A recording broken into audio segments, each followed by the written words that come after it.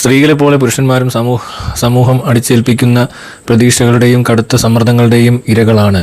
രത്ന പദക്ഷ എന്ന് പറഞ്ഞാൽ ആരോ ഒരാൾ ഇറങ്ങിയിട്ടുണ്ട്. 8/8/2026 മാതൃഭൂമിയിൽ കണ്ടൊരു വാർത്തയാണ്. സ്ത്രീകളെ പോലെ പുരുഷന്മാരും സമൂഹം അടിച്ചേൽപ്പിക്കുന്ന പ്രതീക്ഷകളുടെയും കടുത്ത സമ്മർദ്ദത്തിൻ്റെയും ഇരകളാണ്. ഭയങ്കരമായി പോയി. സ്ത്രീ ശാക്തീകരണവും ലിംഗസമത്വവും ലക്ഷ്യമിട്ടുള്ള സംവാദങ്ങൾ സ്ത്രീകളിലേക്ക് മാത്രമായി ശ്രദ്ധ കേന്ദ്രീകരിക്കപ്പെടുമ്പോൾ പുരുഷന്മാർ പലപ്പോഴും പാർശ്വവൽക്കരിക്കപ്പെടുകയാണെന്ന് പ്രശസ്ത ബോളിവുഡ് താരം രത്ന പദക്ഷ ഷീ ദി പീപ്പിളിന് നൽകിയ അഭിമുഖത്തിലാണ് 69-കാരിയായ താരം ലിംഗസമത്വത്തെയും പിതൃമേധാവിത്വത്തെയും കുറിച്ചുള്ള തൻ്റെ നിരീക്ഷണങ്ങൾ പങ്കുവച്ചത്. മൈ ഗാഡ്, ഇതിനകത്ത് അങ്ങനെയുമില്ല.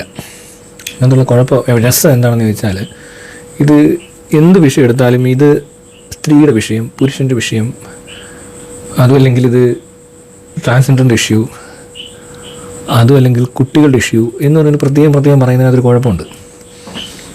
ഇപ്പോൾ എല്ലാവരും കപ്പൊക്കെ പിടിച്ച്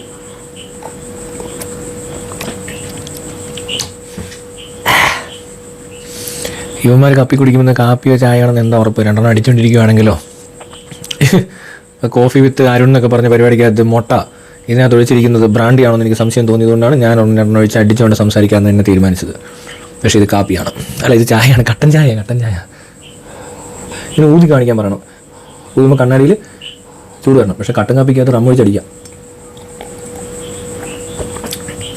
രാവിലെ എഴുന്നേറ്റ് കട്ടൻ കാപ്പിക്കകത്ത് റമ്മ ഒഴിച്ച് കുടിച്ച് ഒറ്റ സിപ്പ് എടുക്കുകയാണെങ്കിലോ, ഒരു സ്മോൾ ഒഴിച്ചിട്ട് കട്ടൻ കാപ്പി നെസ്കഫിയിലോ ബ്രൂവിലോ അടിച്ചിട്ട്, നെസ്കഫി അതൊന്നും പറ്റുള്ളൂ, ഒന്നോട് ഒറ്റ ഒരു സിപ്പ് എടുക്കുമ്പോൾ തന്നെ നമ്മുടെ കണ്ണിങ്ങനെ ഒറ്റ തെളിയല, എല്ലാം ക്ലാരിറ്റി. എന്നാ തെളിയല.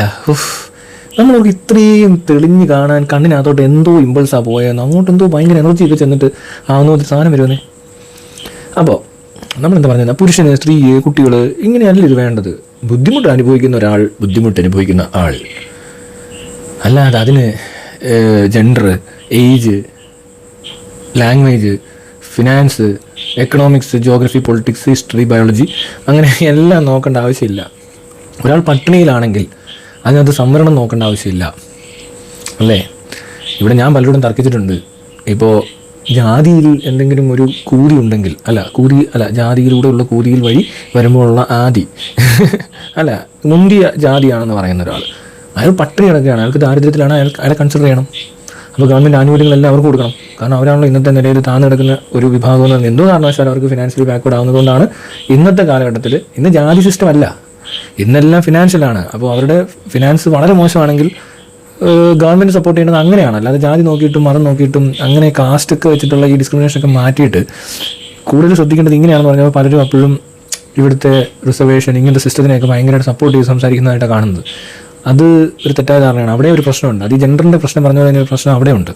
പലപ്പോഴും പല കാസ്റ്റിൽപ്പെട്ടവരും വലിയ നിലയിലൊക്കെയാണ്, പക്ഷേ അവിടെ നെക്സ്റ്റ് ജനറേഷൻ അതേപോലെ തന്നെ ആനുകൂല്യങ്ങൾ കൈപ്പറ്റുകയും അതേപോലെ തന്നെ ഈ റിസർവേഷൻ്റെ സാധനങ്ങളൊക്കെ എടുക്കേണ്ട ആവശ്യമില്ല ശരിക്കും പറഞ്ഞാൽ. കാരണം എല്ലാ ഫെസിലിറ്റിയും ഉള്ള ഒരാൾക്ക് അതിൻ്റെ ആവശ്യമില്ല. മനസ്സിലാവുന്നുണ്ടോ? പഠിക്കാൻ സാഹചര്യങ്ങൾ ബുദ്ധിമുട്ടുള്ളിടത്തു നിന്ന് ഒരാളെ ഡെവലപ്പ് ചെയ്യണമെന്നുണ്ടെങ്കിൽ അയാൾക്ക് വേണ്ടുന്ന ഫെസിലിറ്റീസ് എല്ലാം കൊടുക്കുക. പക്ഷെ പരീക്ഷയിലോ ജോലി സ്ഥലത്തോ ഈ പറഞ്ഞ പോലത്തെ ഒരു സിസ്റ്റം വർക്ക് ചെയ്യരുത്. അത്രയും ഞാൻ എന്നും പറയും. ഇതിനകത്ത് എന്തൊക്കെ എതിർപ്പുണ്ടായാലും അതൊരു ശരിയായ നടപടിയല്ല, അതൊരു മനുഷ്യത്വരഹിതമായ പരിപാടിയായിട്ട് തോന്നുന്നത്. കാരണം എല്ലാം മനുഷ്യനായിട്ട് കൺസിഡർ ചെയ്യുന്ന ഒരാൾക്ക് അതേ പറയാൻ പറ്റത്തുള്ളൂ. ഇതിപ്പോൾ ജാതി ഉള്ളവർക്ക് ചിലപ്പോൾ വലിയ പ്രശ്നമായിരിക്കും, മതമൊക്കെ ഉള്ളവർക്ക് ഇത് വലിയ വിഷയമായിരിക്കും. പക്ഷേ എന്നെ സംബന്ധിച്ച് ജാതി മതം ഇല്ലാത്തത് കൊണ്ട് എൻ്റെ മുന്നിൽ നിൽക്കുന്ന ആൾ മുന്നേതാണോ കുറഞ്ഞതാണോ എന്നൊന്നും എനിക്കറിയത്തില്ല. പക്ഷേ നമ്മളിത് കണ്ട് മനസ്സിലാക്കി കഴിയുമ്പോൾ പിന്നെ പറയുന്നത്, അയ്യോ അയാൾ ജാതിയിൽ കൂടിയ ആളായതുകൊണ്ടാണ് അയാൾക്ക് ഇത് കിട്ടാത്തത്. അങ്ങനെ ചോദിക്കാതെ അയാൾക്ക് കിട്ടാത്തത്, അയാളുടെ എന്തെങ്കിലും പറഞ്ഞു ജാതിയിൽ കുറഞ്ഞ ആളാണെന്ന് അങ്ങനെ മനസ്സിലായെന്ന് ചോദിക്കും. ഇതെങ്ങനെ മനസ്സിലാവുന്ന ആൾക്ക് എനിക്ക് പിടികിട്ടത്തില്ല പെട്ടെന്നൊന്നും. ഇത് കണ്ടു കഴിഞ്ഞാൽ ഒരാളെ കണ്ടു കഴിഞ്ഞാൽ എങ്ങനെയാണ് ജഡ്ജ് ചെയ്യുന്നത്, അയാളുടെ ഫിനാൻസ് എങ്ങനെയാണ്, അയാളുടെ ജാതി ഏതാണ്, അയാളുടെ റിലീജിയൻ ഏതാണ്. പേര് കേട്ടാൽ ചിലപ്പോൾ ചിലരുടെയൊക്കെ റിലീജിയൻ മനസ്സിലാവും. മുഹമ്മദ് എന്നൊക്കെ പേരുള്ളപ്പോഴും ക്രൈസ്റ്റ് എന്നൊക്കെ പേരിട്ട് കഴിഞ്ഞാൽ നമുക്ക് പ്രശ്നം, കൃഷ്ണൻ എന്നൊക്കെ പേരുണ്ട് പെട്ടെന്ന് മനസ്സിലാവും. പക്ഷേ ഈ അജു എന്നൊക്കെ പേരിട്ടാൽ മനസ്സിലാക്കാൻ പാടാ. പലരും എന്നോട് ചോദിക്കും ഫുൾ നെയിം ഒന്ന് പറയാൻ. അപ്പോൾ ഞാൻ പറയും ഇത് അജു, അതൊക്കെ മതി എന്ന് പറയും. ടച്ചിങ്സ് എടുത്തില്ല, കാപ്പിക്ക് എന്ത് ടച്ചിങ്സ്.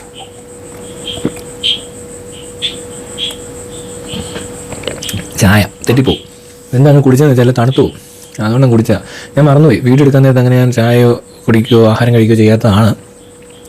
അപ്പോൾ ഇമാതിരി വിഷയങ്ങൾ എന്ത് വന്നാലും ഇവിടെ ജെൻഡറിൻ്റെ പേരിൽ, ജാതിയുടെ പേരിൽ അങ്ങനെയൊക്കെ ഓരോന്നൊക്കെ ആക്കി മാറ്റുമെന്നേ.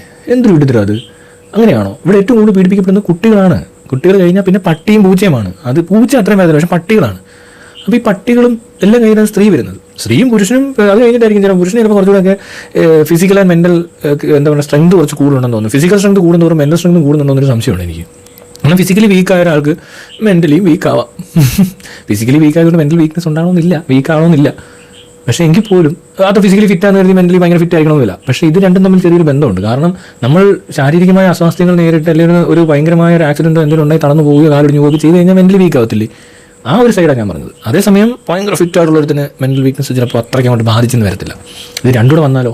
അങ്ങനെയൊക്കെ നമ്മളിങ്ങനെ ഓരോന്നൊക്കെ കണക്ക് കൂട്ടി നോക്കുമ്പോൾ ശരിയാണ്, സ്ത്രീകൾ പീഡിപ്പിക്കപ്പെടാനും പീഡിപ്പിക്കപ്പെട്ടാൽ കൂടുതൽ വേദനിക്കാനുള്ള സാധ്യതകളുണ്ട്, എല്ലാം സമ്മതിച്ചു. പക്ഷേ എന്നിരുന്നാലും ഒരാൾക്കൊരു പ്രശ്നം ഉണ്ടെന്ന് പറഞ്ഞു കഴിഞ്ഞാൽ അതിനകത്ത് ജെൻഡർ നോക്കിയിട്ട് പിന്നെ കാര്യമില്ല. അതൊരു മെൻ്റൽ ഡിസോർഡർ ആയിട്ടേ ഞാൻ കൺസിഡർ ചെയ്യത്തുള്ളൂ. അത് ഡിപ്രഷൻ ആവാം, ആങ്സൈറ്റി ആവാം, ബൈപ്പോളർ ആവാം, സ്കീസോഫ്രീനിയ ആവാം, അല്ലെങ്കിൽ വേറെ എന്തെങ്കിലുമൊക്കെ ആവാം, മൾട്ടിപ്പിൾ പേഴ്സണാലിറ്റി ഡിസോർഡറോ ബോർഡർലൈൻ പേഴ്സണാലിറ്റി ഡിസോർഡറോ അല്ലെങ്കിൽ മൂഡ് ഡിസോർഡറോ എന്ത് വേണേലും ആവാം.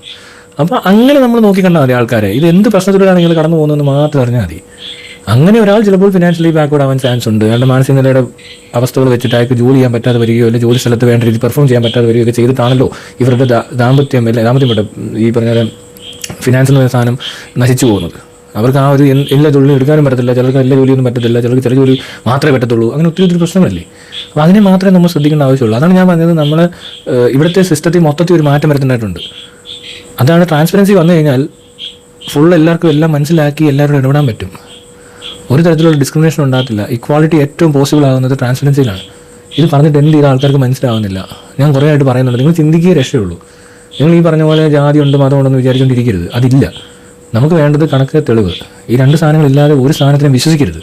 ദൈവത്തിനെയും വിശ്വസിക്കേണ്ട ആവശ്യമില്ല, ഒന്നിനും വിശ്വസിക്കേണ്ട കാര്യമില്ല, മനുഷ്യരെയും വിശ്വസിക്കരുത്.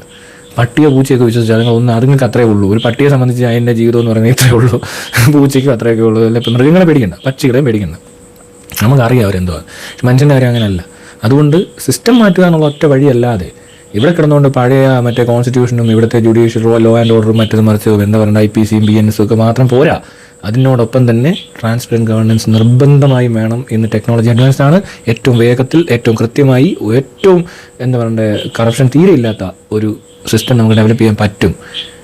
ഇത് ഞാൻ എപ്പോഴും പറഞ്ഞുകൊണ്ടിരിക്കും. പിന്നെ അതുകൂടാതെ ചാരിറ്റി വിത്ത് ക്ലാരിറ്റിയുടെ ആപ്പ് പ്ലേ സ്റ്റോറിലുണ്ട്, ആപ്പ് സ്റ്റോറിലോട്ട് ആയിട്ടില്ല, ആവുന്നതേ ഉള്ളൂ, ഡെവലപ്മെൻറ്റ് നടക്കുന്നേ ഉള്ളൂ.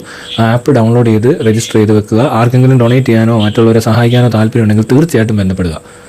ട്രാൻസ്പെറൻ്റായിട്ട് ഫണ്ട് മാനേജ് ചെയ്യുന്ന ആദ്യത്തെ ഒരു ഇൻസ്റ്റിറ്റ്യൂഷനാണ് ഇന്ത്യയിൽ. പക്ഷേ ഇതുവരെ അതിനൊന്നും വേണ്ടത്ര ഹൈപ്പൊന്നും ആരും തന്നിട്ടില്ല, ആരും ശ്രദ്ധിക്കാത്തവരിക്കുകയാണ്. നിങ്ങൾക്ക് അത് ഇഷ്ടപ്പെട്ടിട്ടുണ്ടെങ്കിൽ തീർച്ചയായിട്ടും മെസ്സേജ് അയക്കുക. ചെകുത്താൻ 2024 എന്ന് പറഞ്ഞ ഫേസ്ബുക്ക് പേജിൽ മെസ്സേജ് അയക്കാം. അല്ലെങ്കിൽ ചെഗു എന്ന് പറഞ്ഞൊരു പേജുണ്ട്, അതിനകത്ത് മെസ്സേജ് അയക്കാം. അല്ലെങ്കിൽ ചെകുത്താൻ ഇംഗ്ലീഷിലും മലയാളത്തിൽ എഴുതിയ പേജുണ്ട്, അതിനകത്ത് മെസ്സേജ് അയക്കാം. മറ്റുള്ളവരെ ഏതെങ്കിലും തരത്തിലൊക്കെ സഹായിക്കാൻ എല്ലാവർക്കും പറ്റും. അത് പൈസ കൊടുത്ത് തന്നെ ആവുന്നില്ല. അപ്പോൾ എന്തെങ്കിലും രീതിയിൽ നിങ്ങൾക്ക് മനുഷ്യരെ സഹായിക്കാനായിട്ടൊരു മാനസികാവസ്ഥയുള്ള ഒരാളാണെങ്കിൽ തീർച്ചയായിട്ടും ബന്ധപ്പെടുക.